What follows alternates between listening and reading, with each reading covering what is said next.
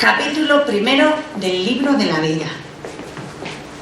La Santa Teresa comienza a contarnos su vida. Desde la altura de los 50 años de edad que tiene aproximadamente, empieza a mirar hacia atrás y empieza a relatarnos episodios de su niñez y de su primera adolescencia. Los recuerdos que nos cuenta arrancan aproximadamente de los 6-7 años de su edad. Anteriormente no nos cuenta nada. Aunque tiene, como digo, unos 50 años de edad, rondando esa edad, ella es joven de espíritu, ¿no? Es una persona muy jovial y lo fue, cuentan los testigos, hasta el final de su vida, y murió con 67 años, entonces va a ser súper viejecita. Ya en los 50 ya era una edad muy respetable, y morirse a los 67 pues era como morirse a los 90, o sea, era morir muy anciana. Y sin embargo la jovialidad la conservó siempre. Hace poco más de 10 años que se ha convertido, cuando ya empieza a escribir el libro de la vida, a los 39 hemos dicho, y ha comenzado a vivir una vida nueva, ¿no? Cuando recuerda ahora el pasaje de la infancia, Santa Teresa lo llena de luz, lo llena de amor, es un relato muy agradable. Ella dice que fue la más querida de la casa de su padre, y es verdad que lo fue muy querida toda su vida. No fue esquiva al amor familiar, al contrario. Ella dice: yo a todos tenía gran amor, sin sombras. Ella no es una persona sombría ni con quejas, a pesar de que narra la enfermedad y muerte de su madre de una manera muy rápida. No da muchas explicaciones, con una edad que ella pues siente claramente la orfandad, echa de menos a su madre, pero no lo hizo de una manera sombría ni triste. Dice: éramos 3 hermanas y 9 hermanos, 10 de ellos hijos de su madre, y su madre murió a los 34 años, o sea, a los 34 años había tenido 10 hijos, echar el cálculo, ¿no? Murió efectivamente de sobreparto y de agotamiento. Y eso fue algo que a la Santa la marcó profundamente. ¿Por qué? Porque era un personaje rebelde y ella dijo: yo por ahí no paso. Y no pasó. Dice, yo viví como vivió mi madre, y eso que su madre no fue una mujer desgraciada, porque don Alonso, el padre de la Santa, quería mucho a su esposa, y era un buen hombre, y la trató muy bien, pero es que la cultura de entonces era si se casaban. Bueno, y esta le fue bien, porque vivía acomodadamente, tenía servidumbre, etcétera, etcétera. Se casaban, y la cuestión era un sometimiento total al varón y tener hijos. Y claro, a los 34 años, dicen que tenía una salud quebradiza. Yo no sé si tenía una salud quebradiza o simplemente se desgastó. ¿Por qué se desgastó? Porque 34 años y 10 hijos, todo un récord, ¿no? Entonces, bueno, pues efectivamente me imagino que la salud se le iría quebrando, y al final, pues en el último parto, pues ya no fue capaz de recuperarse del todo del parto. Y de hecho ya no murió en el parto, sino que de esa última maternidad no se llegó a recuperar del todo, ¿no? Y la Santa lo dice, lo narra, pero no se percibe en el relato ningún género de amargura, ¿no? Era lo normal en la sociedad de su tiempo. Su madre fue una mujer normal y ella tuvo claro que nitos, que ella por ahí no iba. O sea, una de las, si empezamos a ver la vocación de la Santa Madre, y nos viendo, las intenciones eran estupendas. No condenarse, no verse como su madre sometía a un varón, o sea, tú dices: mira, ir al convento dentro de lo malo es lo mejor. Así empezó la historia, que lo sepáis. Quiero decir que cuando oímos barbaridades, de bueno, hay que asustarse, tiene Santa Teresa, y de ahí salió esa santa incomparable que es Santa Teresa de Jesús, o sea, de unas intenciones súper rectas, como vemos, ¿no? Ella fue una persona que siempre vio la vida con alegría, con gozo, nunca la vio como algo negativo, la vio como una vida llena de sentido, llena de luz. Y ella dice en el número 8, al final del relato, en este capítulo primero, dice: no me parece, Dios mío, os quedó nada por hacer para que desde esta edad fuese yo toda vuestra. El trazado del relato. Ella va organizando el relato en grupos de recuerdos, ¿no? En 2 grupos principalmente. Primero, el hogar y las personas que lo componen, desde los números 1 al 4, y después su propia niñez, sus primeras lecturas, que esto es un dato importante, era pequeñita y ya sabía leer. Su madre la enseñó a leer, su madre era una mujer muy culta en aquel momento porque sabía leer. Y quiso que sus hijas aprendieran a leer, y de hecho sus dos... María, la hermana mayor, no lo sé porque no era hija de doña Beatriz, era hija de la primera mujer de su padre. Pero Teresa y Juana, la última, pequeñita, las dos leían y escribían, cosa que las chicas normalmente, las niñas, no aprendían, y su madre fue la que las enseñó a leer y a escribir. Bueno, su madre a Teresa. A Juana me imagino que la enseñaría a Teresa, no sé quién, porque cuando su madre murió, Juana era muy pequeñita. Era muy pequeñita, de hecho, su madre murió a consecuencia de la última maternidad que no llegó a recuperarse nunca. Entonces Juana no sé la edad que tendría, pero evidentemente a Juana no le enseñó a leer doña Beatriz. Probablemente la enseñaría la santa. Y después, durante toda su vida, la santa y su hermana Juana han intercambiado correspondencia porque ambas sabían leer y escribir, ¿no? Cosa que es que hay que valorar esto porque muy pocas mujeres en aquella época lo sabían hacer, ¿no? Y sabemos positivamente que la Santa Madre aprendía a leer con su madre. Fue su madre quien la enseñó a leer y a escribir, ¿no? Doña Beatriz. Y digo que en la segunda parte de recuerdos, pues cuenta su propia niñez, sus primeras lecturas, la escapada para que la descabezasen por Cristo, con Rodrigo, sus juegos de niña, cuando cuenta lo de las ermitas, que todo eso es muy bonito de leer, sus prácticas piadosas, la pérdida de su madre y la elección que ella hace de la Virgen cuando va a pedirla que sea su madre, ¿no? Fui y supliqué la fuese mi madre, que dice ella. Todo eso es el segundo grupo. El relato, como os he dicho antes, tiene todo el libro de la vida, pero ya desde el principio un tinte claramente femenino. Es una mujer la que escribe y eso se ve. Si por ejemplo vemos la biografía de un contemporáneo de la Santa, que es Ignacio de Loyola, pues es una biografía eminentemente masculina. Empieza recordando el tiro de la bombarda que le machacó la pierna en Pamplona, o sea, no tiene nada que ver con la biografía de la Santa, que empieza narrando su niñez, el hogar, es otro tinte mucho más femenino. El otro empieza, además era un militar, no fue toda la vida, aunque fue cura, fue militar, de hecho eran soldados de Cristo, ¿no? Pues él empieza con el tiro de la bombarda de Pamplona, o sea, el disparo que le dejó averiado, y con el cual también se convirtió, porque como no le tiraban ni las balas, pues dio el disparo directamente en una pierna. Entonces ya cuando estuvo quieto, pues por fin Dios, después de correr detrás de él, le pilló. Primero tuvo que dejarle cojo, pero por fin le pilló, ¿no? Santa Teresa comienza su biografía con el calor del hogar. Empieza diciendo, es muy bonito: el tener padres virtuosos y temerosos de Dios me bastara. O sea, los primeros capítulos son muy agradables de leer, son muy bonitos. Traza unos perfiles de su padre y de su madre que son magistrales. Él, como un caballero cristiano, lo primero que de él recuerda de su propio padre era su amor a las letras, su propensión a las letras, que no a las armas, no era inclinado a las armas, su padre no. Era mi padre aficionado a leer buenos libros y los tenía de romance para que leyesen sus hijos. O sea, ella se puede decir que vivió en un ambiente cultural muy exquisito en aquella época, porque lo fetén era que los hombres se fueran a la guerra y aprendieran armas, no letras. Y su padre no era así, ¿no? De su madre recuerda la belleza, las virtudes femeninas y lo que sufrió. Fueron grandes los trabajos que pasaron el tiempo que vivió.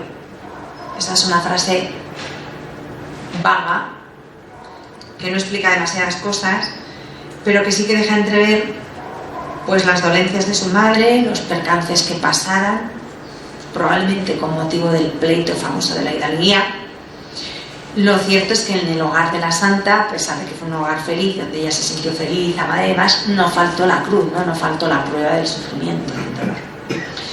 Y la Santa termina el cuadro del hogar con la mención de los hermanos, todos tan parecidos a los padres. Y, como siempre, empezamos con la ruin vida. Ella, que era la más querida de todos, cuán mal supo corresponder a este cariño, ¿no? Lo dice en el número 3. Ella, todo el relato vamos a ir viendo cuñas de esta, ¿no? Lo mala que yo he sido, lo mal que me porté. Va a ir metiendo cuñas de este tipo durante todos los capítulos. En la segunda parte del relato destaca el recuerdo de las propias lecturas infantiles compartidas con su hermano predilecto Rodrigo, y leían los dos desde pequeñitos el Flos Sanctorum, no sé qué entenderían, pero ellos lo leían. De ahí decidieron ya que les cortaran la cabeza. Bueno, lo decidió ella, el pobre Rodrigo dijo que sí y el que dijera otra cosa, ¿no? Entonces dice que atónitos, que ella lo dice, espantábamos mucho pues las cosas que contaban ahí en el Flos Sanctorum, ¿no? Pensando el misterio de la vida, del tiempo, de la eternidad, tan fuerte que me quedó en esta niñez imprimido el camino de la verdad. Será lo que ella posteriormente llamará la verdad de cuando niña, cita así, la verdad de cuando niña, pero que aquí se perfila en un cuadro infantil muy tierno, ¿no? A mí me parece muy tierno, muy bonito, cuando al final del número 4 dice: espantábamos mucho, acaecíanos estar muchos ratos, gustábamos de decir para siempre, siempre, en pronunciar esto mucho rato, ¿no? O sea, eran pequeñitos, pero ya tenían esa conciencia de que pena y gloria eran para siempre, siempre. Entonces los dos, que eran unos canijos, no sabemos bien qué entenderían, pero de alguna manera aquello les impactaba, les impresionaba, y para siempre, siempre, de suerte que decidieron ir a ganar la gloria para siempre, siempre, con que les cortaran la cabeza, que era lo seguro, pues lo habían leído allí. Entonces decidieron que iban a que les cortaran la cabeza por Cristo, a ser mártires, y con eso ya ganaron la gloria para siempre, siempre, siempre. Y luego cita un último recuerdo que es muy bonito. Es que todo este primer capítulo es como muy entrañable, ¿no? Acuérdame de cuando murió mi madre. Ningún trazo sombrío para describir el desenlace de manera dramática, ¿no? Acuérdame de cuando murió mi madre. Ella habla de las muchas lágrimas y cómo escogió a la Virgen como madre para toda la vida. Paréceme que aunque se hizo con simpleza, dice ella, me ha valido. O sea, que toda la vida, toda su vida estuvo bajo el cuidado de la Virgen. Y ella va narrando todo esto y el capítulo es así, va contando, es un capítulo, digo, muy fácil de leer, muy bonito, muy entrañable, y de repente corta, da un corte y termina con un clamor a Dios.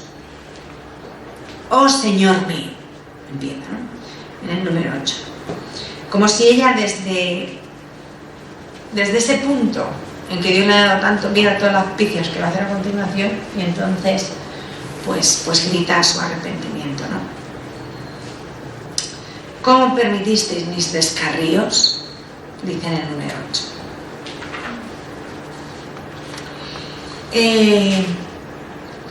De la familia de Teresa hay que decir que cuando ella cuenta 50 años y evoca el recuerdo del hogar y de la familia, ya ninguno de sus familiares vive en Ávila. Cuando ella escribe esto, nadie vive en Ávila. Todos se han ido. Su padre ha muerto y ninguno de sus hermanos vive en Ávila. Ninguno de los 14 que compusieron la familia vive en Ávila. Solo ella, que vivía en la Encarnación, ¿no? La casa donde ella nació, que actualmente es la iglesia conventual de los Carmelitas de Ávila, ¿no? De los padres de Ávila, la Santa, el convento de la Santa, que se recuperó posteriormente, pero en el momento que ella escribe, esa casa ha sido enajenada pues, por pleitos, por deudas, porque bueno, aquello era un caos. Todos sus hermanos se han ido en el ejército y casi todos están en América, en las Indias. Sus padres han fallecido, su hermana mayor María también ha fallecido, y la única hermana que la Santa tiene en España en ese momento es Juana, que vive en Alba de Tormes.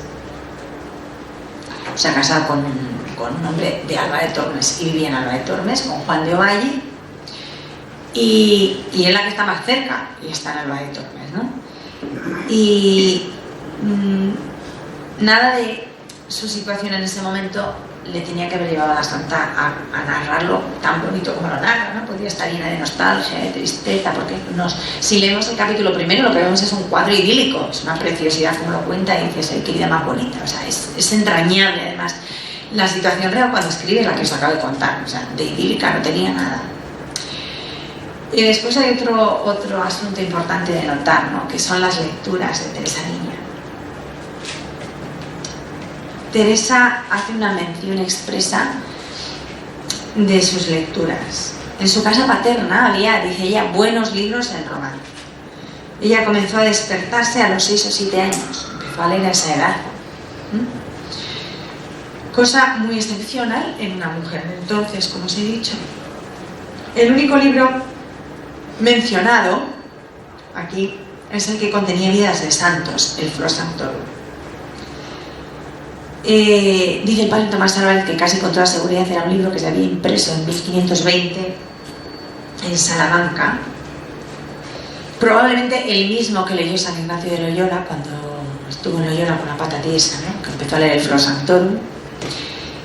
Y en Loyola se conserva el único ejemplar conocido de ese libro, que es el que leyó San Ignacio y con el que se convirtió. Bueno, pues Santa Teresa probablemente leía la misma edición, una edición de 1520, ¿no? Esto es un dato curioso, pero es bonito, ¿no? Si queréis ver lo que leyó Santa Teresa, pues hay que ir a Loyola, pero vamos, bien. Y menos mal que Loyola se conserva uno, ¿no? No es seguro, pero es una hipótesis con mucho fundamento, ¿no? Es una teoría muy, muy fundamentada, que leyeron el mismo libro de la misma edición.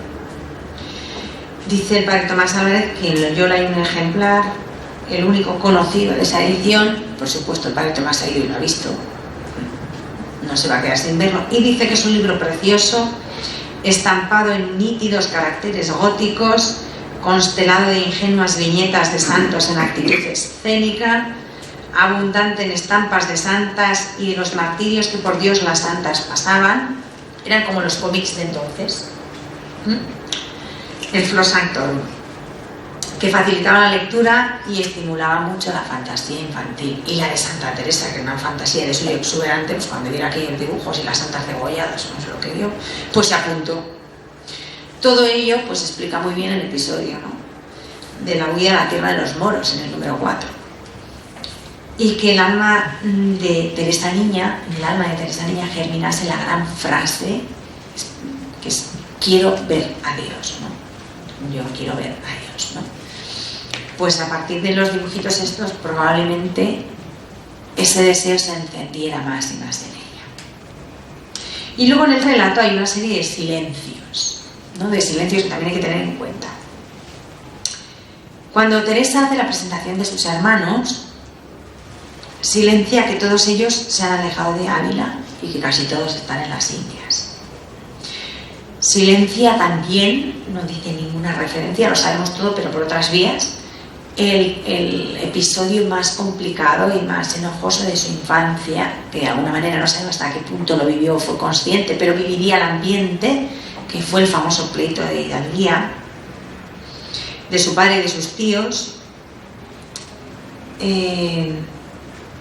con las conocidas ya connotaciones del ascendiente judaizante de don Alonso, ¿no? Que era de verdad una maldición, ¿eh? En España entonces era un estigma difícil de comprender para nosotros hoy, pero ser hijo y nieto de judíos conversos era peor que ser judío, porque el judío era judío y ya sabían lo que era, ¿no? Pero ser hijo y nieto de conversos, donde se miraba tanto el cristiano viejo y la honra y la hidalguía y la nobleza y no sé qué, pues era un estigma, pues como tener antecedentes penales, que vas a hacer miles de cosas que no las puedes hacer porque tienes antecedentes penales y ya estás ahí marcado de por vida. DNI de esta persona, antecedentes penales, no puedes hacer la mitad de las cosas que pueden hacer los demás españoles, pues el ser descendiente de judíos conversos, hasta no sé si era la quinta o la sexta generación, o sea, y eran hijos y nietos, o sea, muy próximo, era una maldición. Y eso ya lo vivió en primera persona y de alguna manera le afecta en toda su vida, porque le hace concebir las cosas de otra manera, le hace relativizar mucho las cosas. Pero que es algo que hay que tener muy en cuenta, porque eso ella lo vivió de pequeña, ¿no? Cuando ella era niña, tenía unos 5 años cumplidos, el pleito se desplaza de la Chancillería vallisoletana, que hay documentos aquí en la Chancillería en Valladolid, a la Chancillería de Ávila. La Chancillería, como si fuéramos el juzgado, ¿no? Entonces, del juzgado más, porque Valladolid era donde estaba la corte, pues pasa al tribunal local. La corte entonces estaba en Valladolid, entonces la Chancillería de Valladolid era el tribunal más importante de todo el Reino de Castilla. Bueno, el Reino de España, ya era España, era Felipe II. La corte estaba ahí, entonces los tribunales más importantes y los organismos más importantes estaban ahí. La Chancillería de Valladolid tuvo ese pleito ahí, luego no fue un pleitecito, fue un pleito de entidad, y lo trasladan a Ávila cuando ella tiene 5 años. Y en las puertas mismas de la casa de su padre, ella lo ve, ¿no? Es muy poco verosímil que el hecho pasara desapercibida para una niña tan despierta como Teresa. Tenía 5 años, pero ella, si de repente llegan unos señores con una pinta muy rara, de un sitio muy lejos, pero muy importante, que se llama Valladolid, y se monta allí la que se monta, ella de alguna manera capta eso que sucede, capta el disgusto de su padre, capta todo lo que sucede alrededor, aunque no capte en ese momento en profundidad lo que estaba pasando, se da cuenta de que algo serio está pasando y algo que les cambia la vida, que les afecta directamente, ¿no? Pero ninguna de las dos cosas, ni la lejanía de sus hermanos, ni los problemas y avatares del pleito, aparecen ni remotamente en el relato de la santa, ¿no? Que nos escribe un relato totalmente amable de su vida, ¿no? De su primera infancia.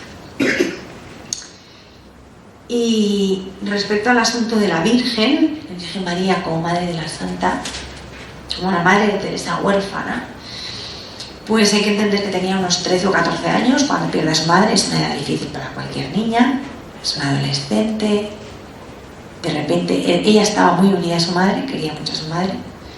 Su madre era una mujer, por lo que nos va a contar de los libros de caballería y demás, que tenía una gran complicidad con su hija,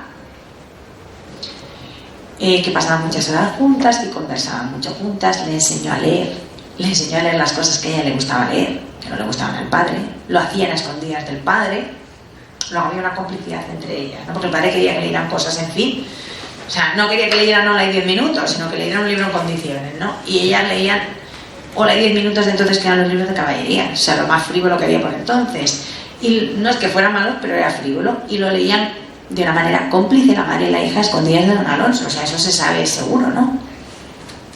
Y cuando de repente ella pierde esa madre, que es madre y es amiga, pues se siente muy sola.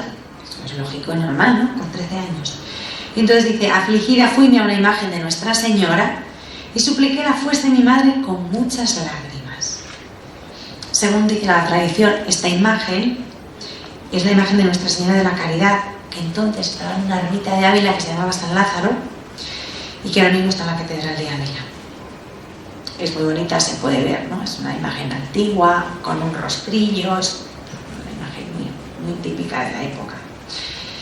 Y Teresa adolescente asocia automáticamente la imagen de la Virgen con la de su madre.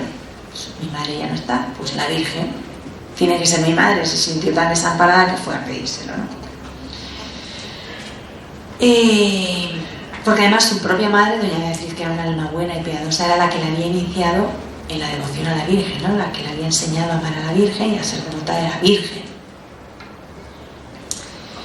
El cuidado que mi madre tenía de hacernos rezar y ponernos en ser devotos de Nuestra Señora, lo dice también, ¿no? Es el primer rato que aquí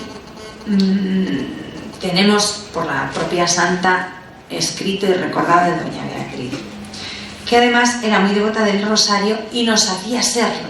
Enseñaba a sus hijos a que rezaran el rosario y fueran devotos del rosario. Lo más singular es que el episodio de la niña de entonces le sirve a la Teresa adulta que nos lo cuenta para atender una mirada sobre su vida posterior. Porque conocidamente, dice ella, después de explicarnos, dice: porque conocidamente he hallado a esta Virgen soberana en cuanto me he encomendado a ella, y en fin me ha tornado así, dice en el número 7. Así es en 1565.